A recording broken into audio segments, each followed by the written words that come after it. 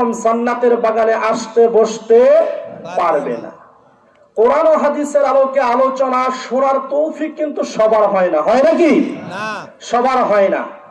তাহলে আল্লাহ পাক আমাদেরকে কি করেছেন, এই দুনিয়ার জমিন থেকে বিভিন্ন ফিতনা মুসিবত থেকে বাছাই করে, নির্বাচিত করে, মনোনীত করে এমন একটা জায়গায় আল্লাহ বসার তৌফিক দিয়েছেন যে এই জায়গাটার আর এই কোরআনটার উসিলাতে কিয়ামতে আল্লাহ তাআলা আমাদেরকে নাজাতের ব্যবস্থা করে দিতে পারে। আল্লাহর প্রিয় বান্দারা, গভীর মনোযোগ দিয়ে শুনবেন। কোরআন এবং হাদিসের আলোকে আলোচনা সবাই শুনতে পারে না। যারা শুনবে না তাদের ব্যাপারে কোরআনুল কারীমের মধ্যে আল্লাহ তাআলা স্পষ্ট ঘোষণা দিয়েছেন। আল্লাহ বলেন, ওয়ামান আ'রাদা আন যিকরি ফাইন্না লাহু মাঈশাতান দানকাও ওয়া নাহশুরুহু ইয়াওমাল কিয়ামাতি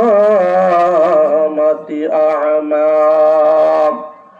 قال رب لم حشرتني أعمى وقد كنت بصيرا قال كذلك أتتك آياتنا فنسيتها وكذلك اليوم تنسى আল্লাহ ডাক দিয়ে বলে, পৃথিবীর জমিনের মানুষ, আমার জিকির হাদিসের নসিহত থেকে যদি তোমরা তোমাদের মুখটাকে ঘুরাইয়া রাখো, তোমাদের মুখটাকে যদি তোমরা আরাম করে রাখো, তাহলে দুনিয়ার জীবনে